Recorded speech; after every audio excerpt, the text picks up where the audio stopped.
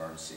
But economists were worried about this year that this is not perfect, it's not an obvious, it's not the argument, the economic arguments for making this monetary union, they are not 100%. And therefore, it was obvious from the beginning this year could end up sometime with some sort of crisis. And that's then also what has happened. Is it then worth preserving the euro? Yes, it definitely is. I could argue for that. You cannot go out of the eurozone. That's impossible. Are we in trouble in the eurozone? Yeah, sure. Are the benefits of being in the eurozone then bigger than the costs and the problems of being in the eurozone? Certainly in our two countries they definitely are. And in Greece at the moment I'm not so sure.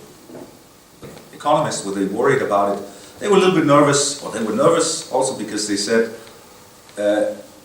economically speaking, like from economics point of view, creating a single currency is not necessarily a good idea.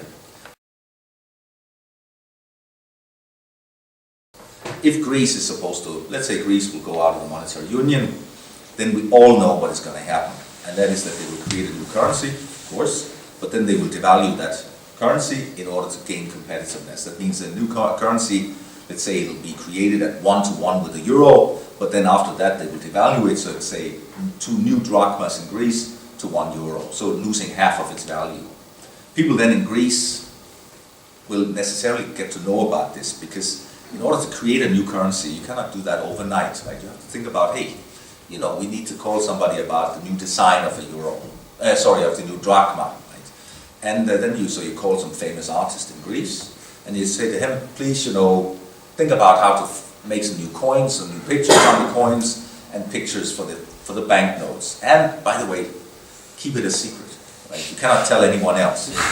When the phone is down, then 2.5 seconds later, he will start emailing and calling his family and his friends. And of course he will say, but it didn't come from me, right? Don't tell anyone, right? And then before tomorrow, everybody in Greece will know about this. What will they do then?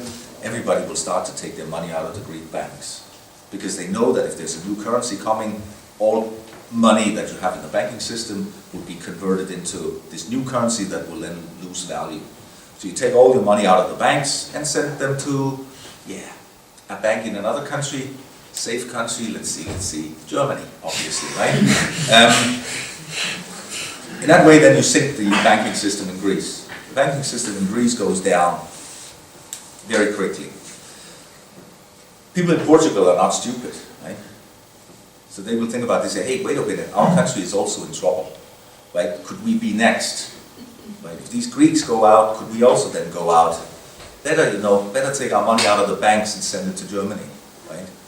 Portuguese banking system goes down. People in Spain and Italy, get into panic. Spanish and Italian banking system, right? What will we have in the end?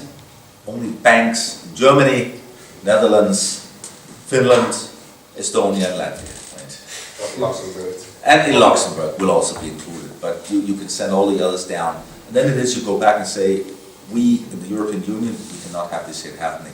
Or in the Eurozone, I should say, we cannot let this here happen. Because the cost of doing something like that, sinking half of the banking system in the Eurozone, the cost of that is in, the trillions of euros. Rather than, however painful it is for the Greeks to stay inside, you must